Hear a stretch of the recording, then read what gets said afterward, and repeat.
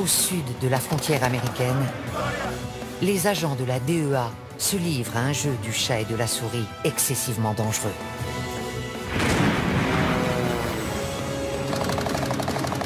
Dans toute l'Amérique centrale, ces flics d'élite combattent les cartels. On n'a jamais vu ce genre de bateau. Le flot de cocaïne d'inonder le marché nord-américain. Il y en a une sacrée quantité. Il en sort de partout. Face à eux, un ennemi ingénieux et brutal. Il a avalé 100 boulettes, l'équivalent d'1 kilo. Des milliards de dollars sont en jeu. La vache.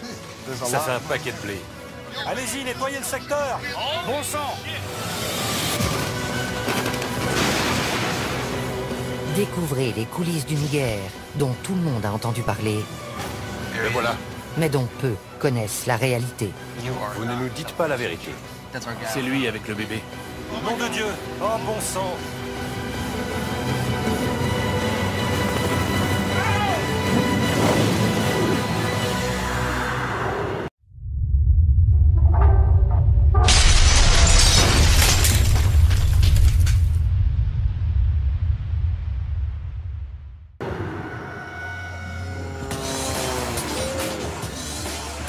Chaque année, la Colombie expédie près de 450 tonnes de cocaïne vers le nord. Valeur à la revente, 67 milliards de dollars. Les trafiquants font entrer la drogue par bateau, avion privé et même sous-marin. La méthode la plus employée reste la mule humaine. Les mules sont particulièrement actives dans les aéroports. Une brigade de flics d'élite locaux et 2 agents de la DEA, Liam et Jack, sont chargés de les traquer. Pour des raisons de sécurité, nous ne révélerons pas leur vrai nom. Il sort encore de la poudre blanche. Ils luttent jour et nuit contre d'habiles contrebandiers qui emploient tous les moyens pour faire pénétrer la drogue en Europe et en Amérique du Nord. Il y a de la cocaïne dans ses chaussures. Ils risquent très gros, car les cartels éliminent tous ceux qui se dressent sur leur chemin, même les agents de la DEA. Giovanni était mon bras droit, mon bras armé. Cette semaine, Liam et Jack ciblent les aéroports de Bogota et de Medellín. Mission, faire quadriller les lieux par des équipes de policiers spécialisés et prendre les mules sur le fait. Il est essentiel de contrôler le trafic des mules, parce que c'est une importante source de renseignement. Ils se dirigent vers l'aéroport Eldorado de Bogota, où sont effectuées 80% des saisies dans les aéroports colombiens. On l'appelle le monstre. La police des stupes l'appelle l'école. C'est ici qu'on apprend comment ça se passe. Il y a quel vol ce soir? Il y en a un pour Barcelone, 2 pour Madrid, Francfort et plus tard Mexico.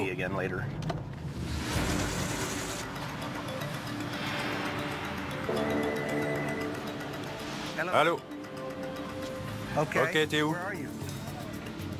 On est en train d'arriver. Salut. Un chien a repéré un sac suspect et la police a isolé un ressortissant italien et ses bagages dans une zone sécurisée. Ils sont sûrs qu'il y a de la coke dedans, alors ils les ont mis sous clé.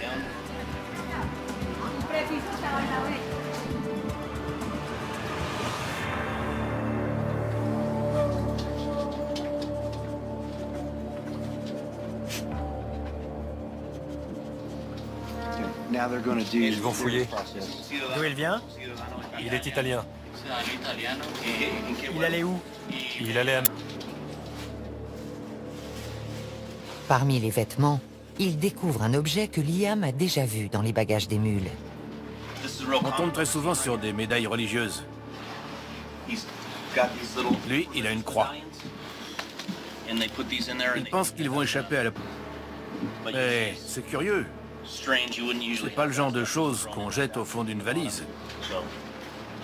C'est une protection. Pour que Dieu veille sur moi pendant le voyage. J'allais être avec ma petite amie.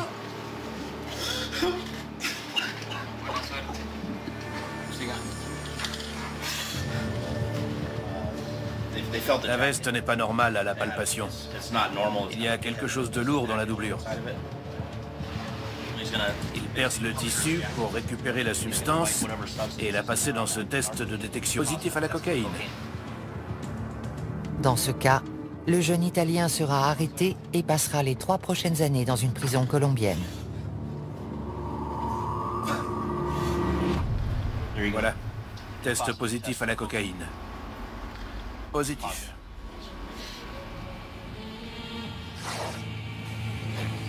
L'odeur mordante de la cocaïne passe difficilement inaperçue. Les contrebandiers ne manquent pas d'astuces pour tenter de la dissimuler. Il y a un agent de masquage. C'est peut-être un détergent utilisé pour couvrir l'odeur. J'ai un téléphone. Si vous voulez appeler quelqu'un hors de Colombie. Si je dis ça à mon père, il va faire une crise cardiaque. Ça va le tuer. Il faut surtout pas qu'il le sache.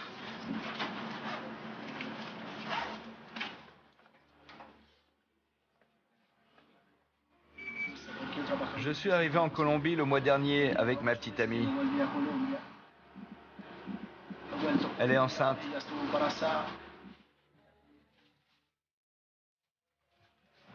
Je l'ai fait pour l'argent, pour pouvoir créer une entreprise, parce que je ne voulais pas qu'elle me quitte.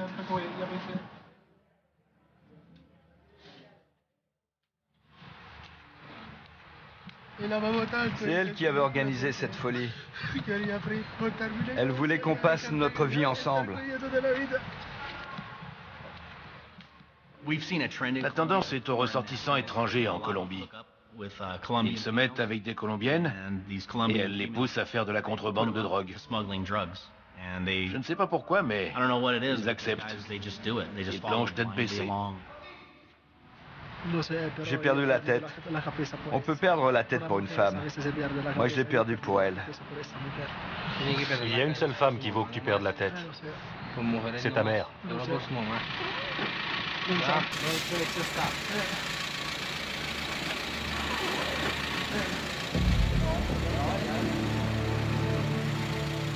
Le boulot de Liam et de Jack ne se résume pas à arrêter des mules.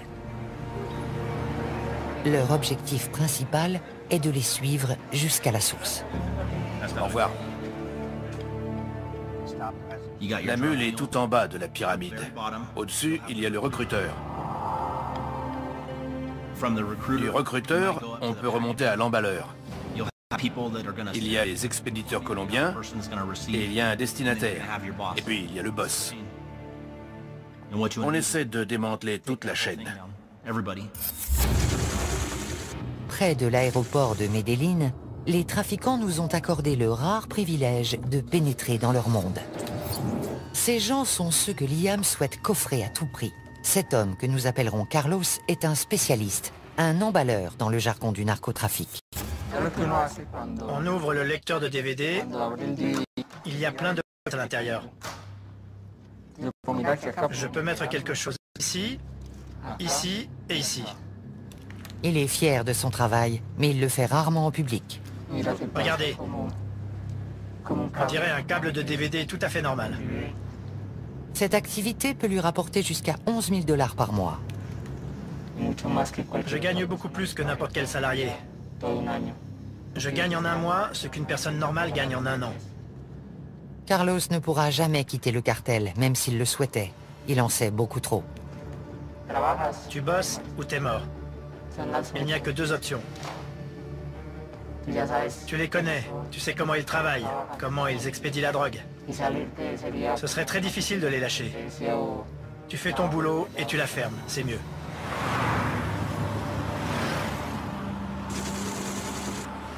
Dans une autre planque, un autre spécialiste prend des risques encore plus grands. C'est une mule que nous nommerons José. Allô? Comment tu vas? Au bout du fil, le boss de José. Il veut savoir si la coke est prête à partir. Oui, ils viennent d'arriver. Marty a envoyé des chocolats.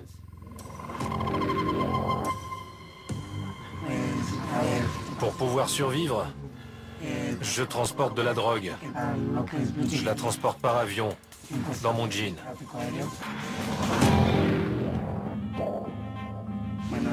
Ça, c'est mon jean normal. On le transforme.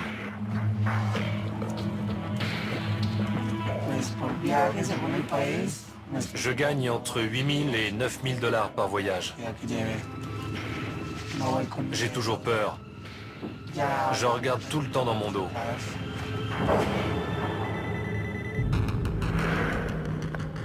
Un autre appel. Cette fois, ce sont les directives. Ils te veulent y aller. Et si tu es prêt mentalement, ils te font répéter ce que tu vas dire, ce que tu vas faire, pourquoi tu voyages. Tu connais ton rôle quand tu arrives à l'aéroport.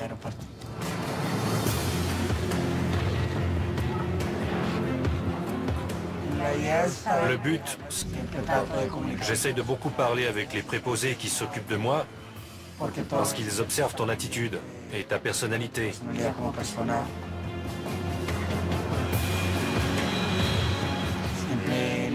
Ma mère vient m'attendre à l'aéroport. Et quand j'arrive, elle me serre dans ses bras et elle m'embrasse. Ce n'est pas facile pour elle. Ce n'est pas normal. Ma mère est une femme bien.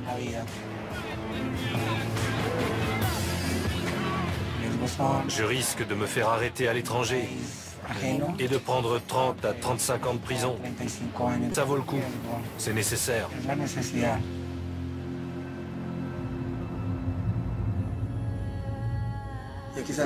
Je le fais pour ma mère, pour mon frère, pour mes études. Ce n'est pas un travail honorable, mais je suis forcé de le faire. En sortant, José nous demande de ne pas le suivre. On ignore ce qu'il est devenu.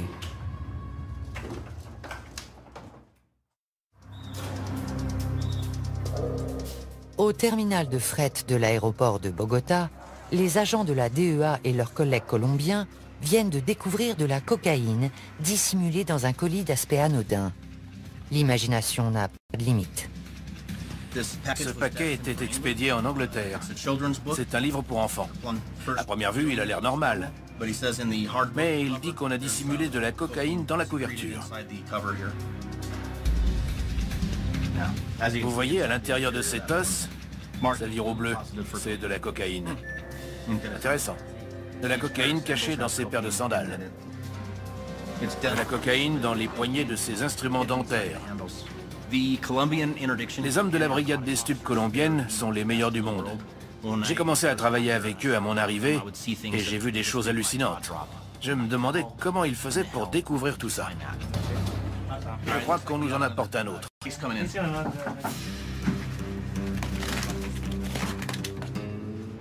C'est un carton de déodorant à billes à destination de l'Espagne. Et les flics étaient soupçonneux. Je suis d'accord, ça n'a pas de sens. Je pense qu'il y a un petit réservoir ici contenant du vrai déodorant et un double fond dessous rempli de cocaïne liquide. Je vais passer pour un crétin si je me trompe. Mais d'après mon expérience, je dois être dans le vrai. Perce un petit trou ici. Liquide.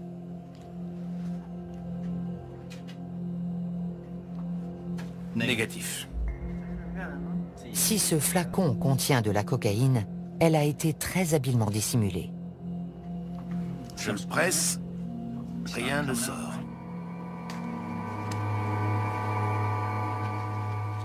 Bleu, positif, cocaïne. Il y a bien de la cocaïne, comme je l'avais dit. Je me sens moins bête. C'est de la cocaïne liquide. Encore un point pour les flics. J'aime la chasse. Une bonne journée pour moi, c'est avoir des informations et remonter la piste.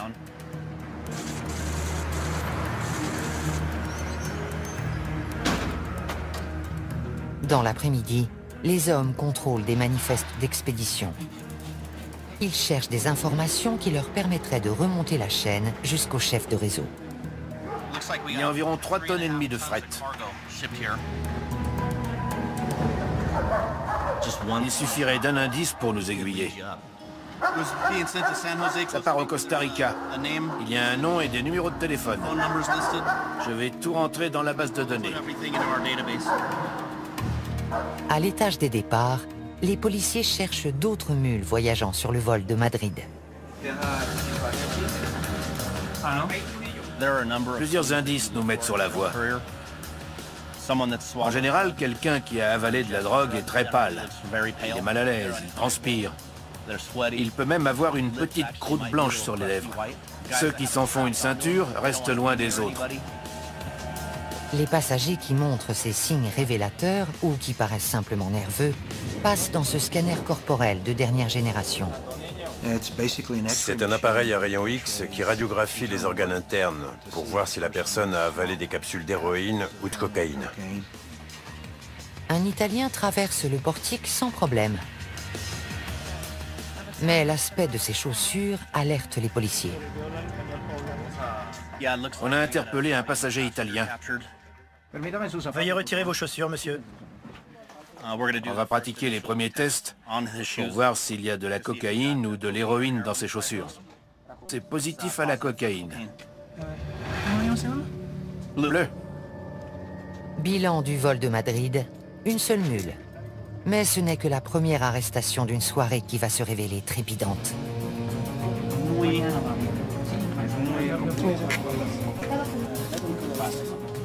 Il pèse très lourd. Trop lourd. Un petit échantillon? Voilà. Cocaïne. Il y a de la cocaïne liquide dans ce jean. On voit de la cocaïne liquide au quotidien depuis environ 1 an et demi. On en saisit beaucoup parce que c'est facile à dissimuler. Quand une méthode marche, ils s'en servent jusqu'à ce qu'elle ne marche plus, et là ils changent.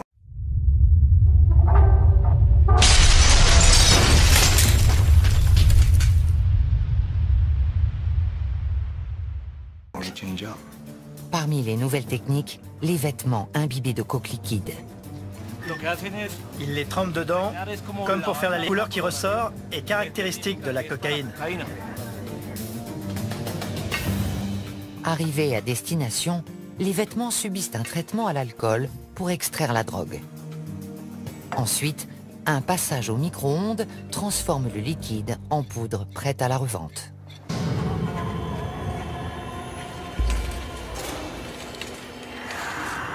Toutes les formes de contrebande sont risquées, mais la méthode la plus dangereuse est celle des bouletteux. Liam et le major Delgado de la police colombienne répondent à un appel. Une mule qui avait ingéré 40 boulettes a été arrêtée. Cette fois, il ne s'agit pas de cocaïne, mais d'héroïne. Si elle se répand dans l'organisme, elle tue encore plus vite que la coke. Nous sommes à l'hôpital Anguattiloa. Cette femme a été prise ce matin. Comme vous le voyez, il y a plusieurs boulettes. Le test préliminaire s'est révélé positif à l'héroïne. Normalement, un policier accompagne la personne aux toilettes et la regarde expulser les capsules. Ensuite, il lui fait laver les matières fécales, puis il place les boulettes dans une pochette en plastique.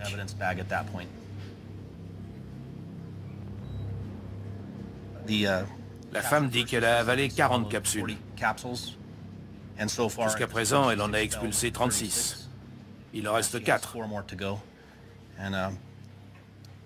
Elle espère qu'elle va les expulser bientôt, parce qu'elle craint pour sa vie. Malheureusement, sa vie n'est pas seule en jeu. Elle est enceinte. J'étais obligée de le faire. Je suis au chômage et j'ai besoin d'argent pour nourrir mes enfants. J'ai honte. Je viens d'une bonne famille. Il ne pouvait rien arriver de pire. J'ai déshonoré mon nom. Les miens vont me rejeter. Je sais qu'une longue route m'attend. Je m'inquiète pour mes enfants. J'ai fait ça pour eux. Liam a entendu des centaines d'histoires tragiques, de mauvaises décisions prises pour de l'argent facile. Ils peuvent se faire beaucoup d'argent. S'ils réfléchissent à court terme, ils trouvent que ça vaut la peine. Ils pensent qu'ils ne se feront pas arrêter. Mais on les prend à tous les coups. Ça ne vaut pas la peine. Ils peuvent y laisser la liberté ou même la vie.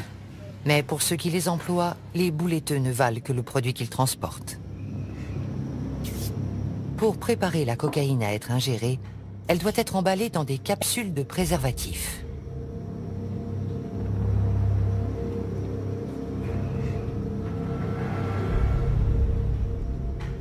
On m'apporte le produit,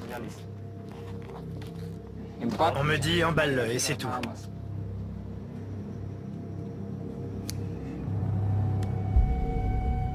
Je ne sais pas qui le transporte. Ce qui compte, c'est d'être payé. Une fois le kilo en boulettes, on engage une mule qui les avalera pour le transport. Nous appellerons celle-ci Moreau. Moreau est bouletteux depuis 10 ans. Il connaît parfaitement les risques. Jusqu'à présent, j'ai fait beaucoup de voyages et je m'en suis sorti vivant. Mais j'ai beaucoup d'amis qui sont morts en traversant la frontière.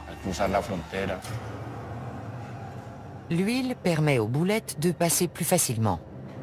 Mais avec une telle concentration de drogue, la moindre fuite pourrait causer un arrêt cardiaque. C'est très dangereux. On peut mourir dès la première boulette du premier voyage, parce qu'il est toujours possible que la cocaïne se répande.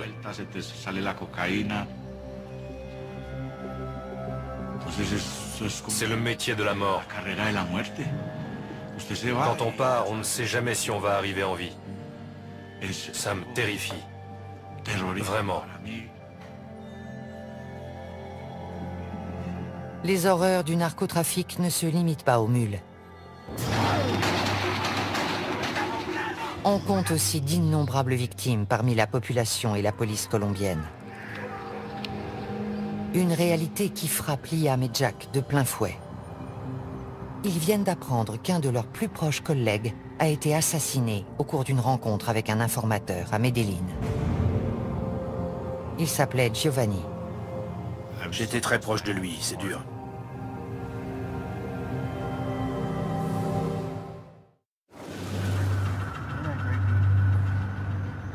Liam et Jack se rendent à Medellín, où ils comptent investir l'aéroport pour la seconde phase de leur opération coup de filet.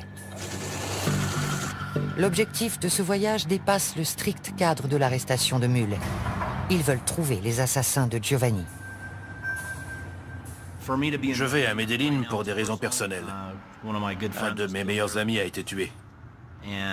On vient coordonner l'enquête sur son assassinat. L'ancien bastion de Pablo Escobar demeure l'épicentre du trafic de drogue, un terrain très dangereux pour la DEA. Tout policier risque la mort à Medellín. Il faut être sur le qui-vive. Quand je viens dans cette ville, je suis prêt à tout. J'ai repéré une moto blanche derrière nous. Elle nous suit depuis une dizaine de minutes. Le conducteur s'intéresse beaucoup à nous. Il n'arrête pas de nous regarder. Il n'est peut-être pas dangereux, mais il pourrait appeler quelqu'un pour dire qu'il a vu quelque chose de bizarre. Les trafiquants sont peut-être déjà au courant de leur présence. Mais Liam et Jack continuent jusqu'au jardin botanique où Giovanni a été abattu. Giovanni était l'un des meilleurs policiers que j'ai rencontrés. Il avait un cœur de lion. Il ne connaissait pas la peur. Il faisait un boulot formidable et ça rejaillissait sur moi. Je me reposais sur lui. C'est là? On peut se garer à l'intérieur? C'est arrivé à 7h25 du matin.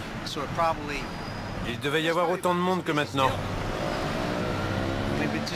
Faut être vraiment gonflé pour faire ça en plein jour. Giovanni croyait avoir rendez-vous avec un informateur quand il a été tué de sang-froid devant des centaines de personnes. D'après les preuves matérielles et les photos de la scène de crime, le véhicule de nos hommes était garé dans ce sens. Le conducteur et le passager à l'avant, personne derrière. 2 tueurs se sont approchés par les côtés. L'un du côté du conducteur, l'autre du passager. Ils ont ouvert le feu. L'un d'eux est arrivé à la hauteur de la portière passager. Il a éjecté un magasin, en a mis un autre et a recommencé. Puis il a reculé.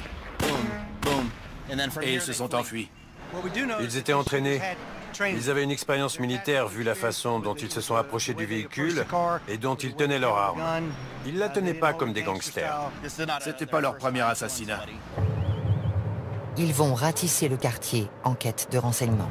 On doit aller à plusieurs endroits, mais vous ne devez pas vous montrer. Est-ce être présent ce jour-là? D'autres gens qui sont souvent dans le coin. Peut-être. Vous devriez aller voir par là. Est-ce que la police a demandé la vidéo de surveillance? C'était là. L'homme à qui il parle a une vue parfaite sur la scène de crime.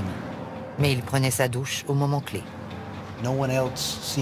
Personne ne sait quoi que ce soit sur l'assassinat. Il y avait des yeux partout, mais personne n'a rien vu. Pour nous, cela signifie que la Oficina contrôle le quartier. La Oficina de Envigado est un syndicat de tueurs à gages, le groupe le plus meurtrier de Colombie. La Oficina a toujours été un élément criminel violent. Ils sont furieux parce qu'on a arrêté quelques chefs haut placés et je suis sûr qu'ils seraient ravis de tuer ou de blesser un membre de la DEA. Malheureusement, notre mini-quadrillage n'a pas donné grand-chose. Le pompiste travaillait ce matin-là. Il a entendu les tirs, mais il n'a rien vu. Le portail était ouvert, mais nos hommes ne sont pas entrés. Ils se sont garés là. Ça me paraît bizarre, parce qu'ici c'est un trottoir. Pourquoi n'ont-ils pas été plus loin pour libérer le passage? C'est une rue complètement dégagée, très fréquentée. Drôle d'endroit pour une fusillade. Je crois que la Oficina voulait que l'assassinat soit public. Elle voulait envoyer un message. Il y a sans doute eu des centaines de témoins, mais personne ne parle. Le quartier est sous leur coupe. Les gens ont peur de parler. Imaginez que vous vivez à Chicago et qu'une organisation criminelle et ses commandos de tueurs sont implantés dans votre quartier. Vous n'iriez pas parler d'eux. Regardez en haut des collines. C'est un bassin de recrutement de trafiquants et d'hommes de main. Il y a aussi des tas de gens honnêtes, mais c'est là qu'ils recrutent. La Oficina croit pouvoir opérer impunément dans ce secteur. C'est très difficile pour la police quand personne ne veut coopérer avec elle contre les voyous qui infestent la ville et qui tuent des innocents et des policiers compétents qui font de leur mieux.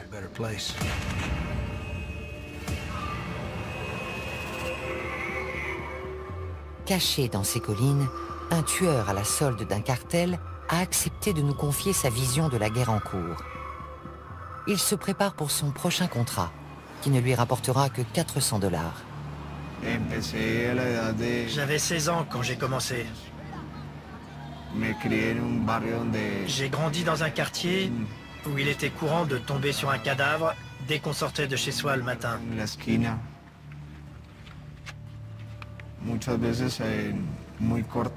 Quand on est très jeune, l'esprit assimile ce genre de choses.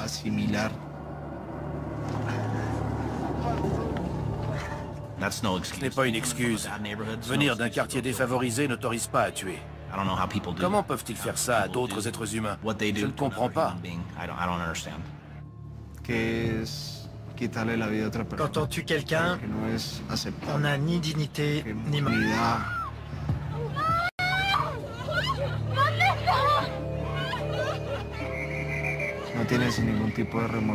On n'éprouve aucun remords. On ne se sent pas coupable. Et chaque fois, c'est plus facile.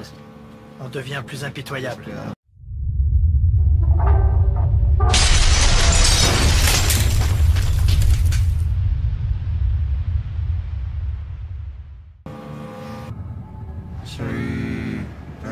Je suis un instrument. Une marionnette entre les mains de gens puissants. Ils se servent de moi pour imposer leurs lois à tout prix.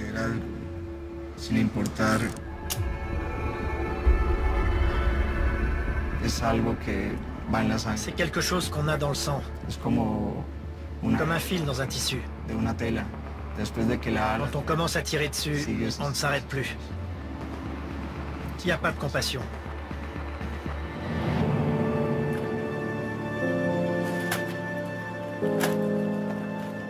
Bien qu'il traque sa victime avant de la tuer, l'assassin ignore la raison du contrat. On suppose que la personne qu'on va éliminer n'est plus utile au groupe. Ou que c'est simplement un innocent qui en sait trop.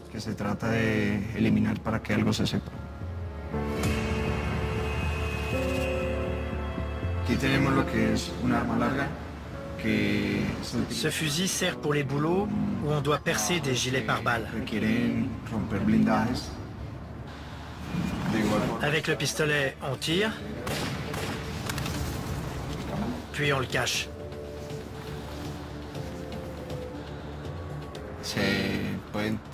On peut enduire les balles de poison. Ici, c'est du cyanure. Une simple éraflure sur la jambe entraîne la mort.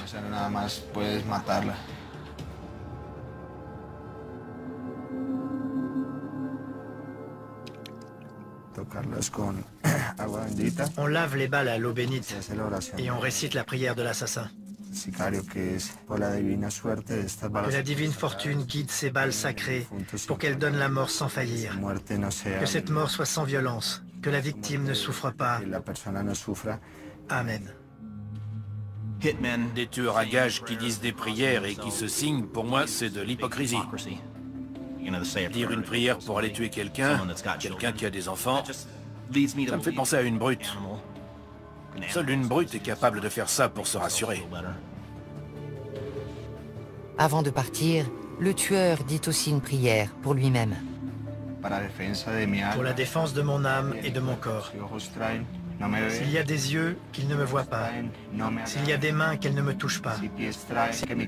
Que mon corps ne soit pas blessé. Que mon sang ne coule pas et que je ne perde pas mon âme. Au nom du Père éternel et de la Sainte Trinité. Amen.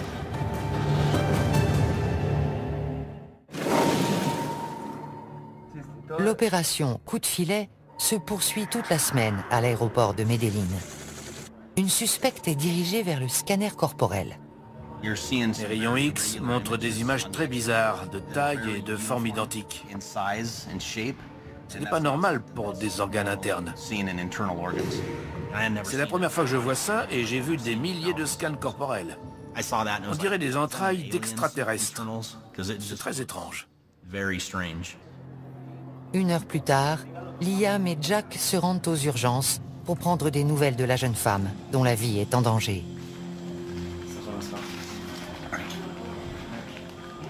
Elle a avalé 42 capsules. C'est de la cocaïne? De la cocaïne liquide, apparemment. Les capsules n'ont pas été emballées par un spécialiste. Elles sont pleines de poches d'air. Mortel. J'ai rarement vu des boulettes aussi mal faites. Elles sont pleines d'air, c'est dément. J'ai jamais vu ça. Normalement, on retire l'air parce que la température interne le dilate. J'espère qu'elle va les expulser, sinon il y a de fortes chances pour que ça se passe mal. Les poches d'air sont très dangereuses pour elle. Si l'air se dilate, les capsules explosent et elle mourra. Son organisme sera inondé de cocaïne liquide, elle fera un arrêt cardiaque et elle mourra très vite. Un chimiste de la police colombienne vient analyser le liquide contenu dans les boulettes. Plus la drogue est pure, plus le risque de décès est élevé. Vous avez déjà fait des tests sur ce genre de liquide? Oui. C'est nouveau pour moi. C'est la première fois que je le vois faire. Il utilise d'abord ces 2 flacons. Ça devrait apparaître en jaune laiteux.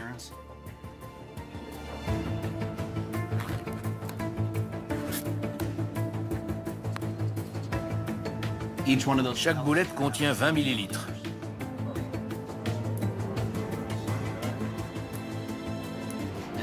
C'est présumé positif à la cocaïne.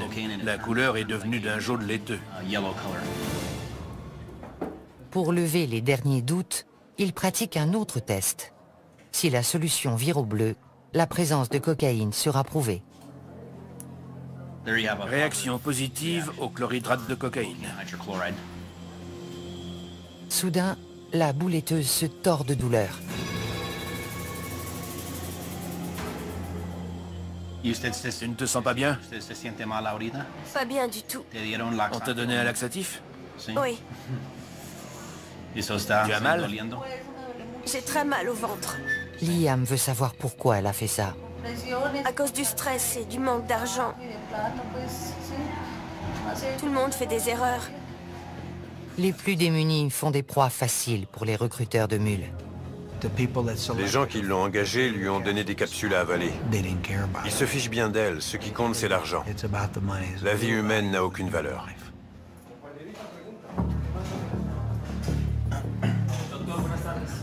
Qu'est-ce qui se passerait si l'une d'elles s'ouvrait?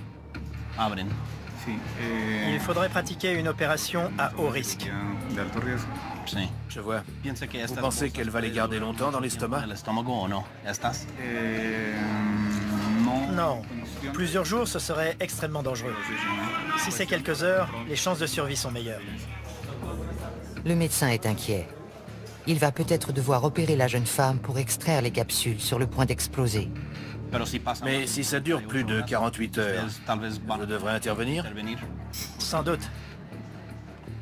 D'après le médecin, si ces boulettes mal faites restent plus de 48 heures dans le système digestif de la patiente, c'est la mort presque à coup sûr. Il lui est arrivé de devoir ouvrir entièrement la cavité abdominale pour les extraire. Si la jeune femme a pesé les conséquences de sa décision, son recruteur a certainement minimisé les risques. Ils leur disent « T'inquiète pas, on a payé les flics, on le fait tout le temps. Tu vas gagner de l'argent, il n'y a aucun problème. » La mule qui croit ce mensonge commet sa première erreur. Son décès serait la première mort par overdose de l'opération Coup de filet. Non, c'est pas facile. Giovanni me disait tous les jours « Estamos en guerra », on est en guerre. « Somos un equipo, estamos en guerra ». On est une équipe, on est en guerre. C'était son leitmotiv. Ce soir, la guerre pourrait faire une nouvelle victime. Mais pour Liam et Jack, une petite victoire se profile. On a trouvé un témoin potentiel du meurtre de Giovanni.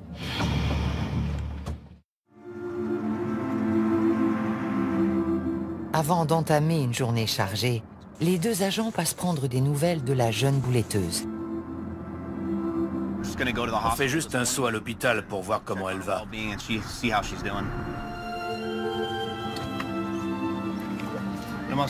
On voudrait parler à la jeune femme. Juste 5 minutes.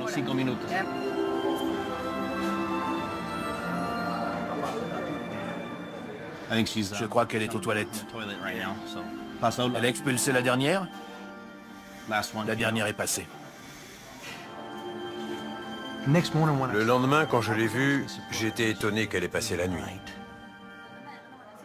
Les formalités de sortie vont prendre une demi-heure. Ensuite, ils l'emmèneront en comparution initiale puis en cellule. Et elle a survécu. Bonjour, comment ça va? Bien, beaucoup mieux. J'ai plus mal. Elle a eu beaucoup de chance d'expulser toutes les boulettes. Elle est complètement remise. Liam et Jack tentent d'en savoir plus sur la personne qui l'a engagée. Mais elle maintient qu'elle a agi seule. Elle dit qu'elle est seule en cause. Je ne la crois pas. Je ne crois pas qu'elle avait les fonds pour acheter de la cocaïne et prendre l'avion pour le Honduras en espérant trouver un acheteur sur place. Elle protège quelqu'un, sûrement un membre de sa famille. Bonne chance et merci beaucoup. Merci. Vous avez été très gentils. Et vous avez des beaux yeux tous les deux. Le soulagement est général. La jeune femme n'a pas payé sa mauvaise décision au prix fort, mais plusieurs années de détention l'attendent. L'affaire de la prison, c'est triste. Elle sera peut-être un peu moins heureuse, mais un peu plus avisée.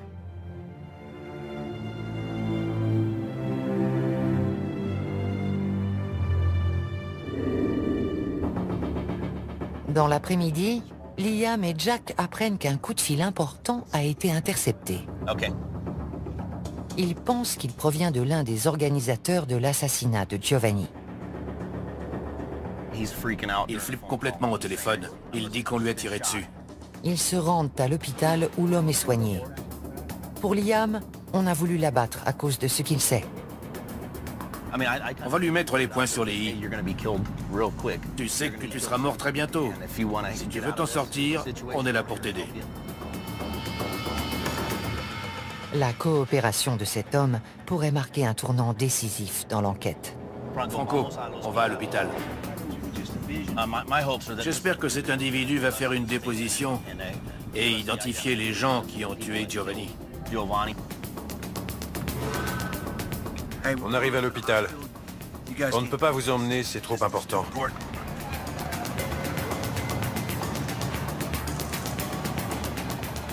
On voudrait l'interroger. Il vient d'être blessé. Espérons que ça lui a ouvert les yeux et qu'il nous donnera des informations sur les tireurs. S'il capture le responsable de l'assassinat de Giovanni, c'est tout un réseau de tueurs qui pourrait tomber.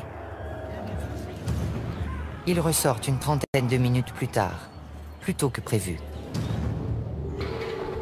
Alors? Ça s'est pas passé comme on voulait. Le type soutenait qu'il ne savait rien. Son histoire n'était pas crédible. Il a menti tout du long. Regardez l'homme qu'on vient d'interroger.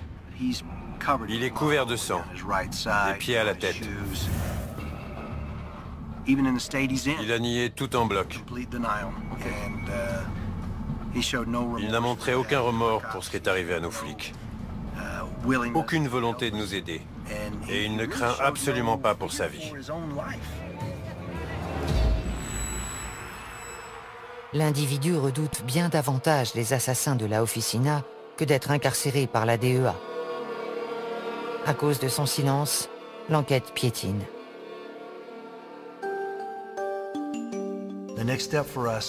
La prochaine étape consiste à demander un mandat d'arrêt pour cette personne. Qu'on le mette au moins derrière les barreaux, où on pourra le protéger.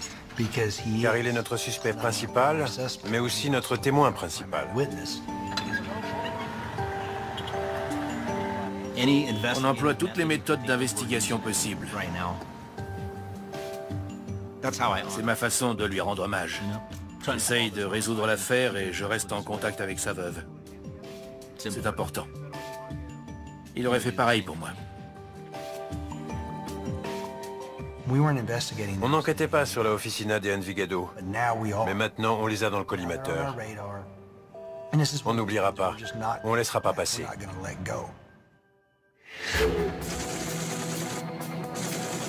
L'opération coup de filet s'achève.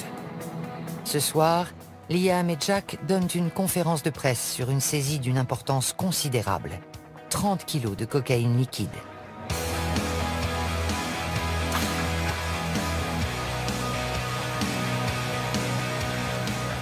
Chacun de ces sachets d'apparence anodine contient un ballon de la plus pure cocaïne liquide. Elle a été dissimulée avec art, mais c'est le boulot de la DEA. Vous avez essayé de ce côté? Non, je le sens au toucher. Pas à l'odeur. Ils sentent rien, mais eux, ils ont reniflé plus de cocaïne que moi. Si vous l'ouvrez normalement et que vous pressez dessus, il sentira de la mayonnaise ou du ketchup. Et vous ne sentirez pas la cocaïne. Mais dès que vous percez le sachet, l'odeur de la cocaïne couvre tout. Celui qui l'a emballé a fait du bon boulot pour la masquer. C'est une bonne méthode de contrebande. On a tout vu ici, dans le pantalon, les vêtements imbibés. Leur imagination en matière de cachette n'a pas de borne. Cette saisie est une victoire pour la DEA et ses collègues colombiens.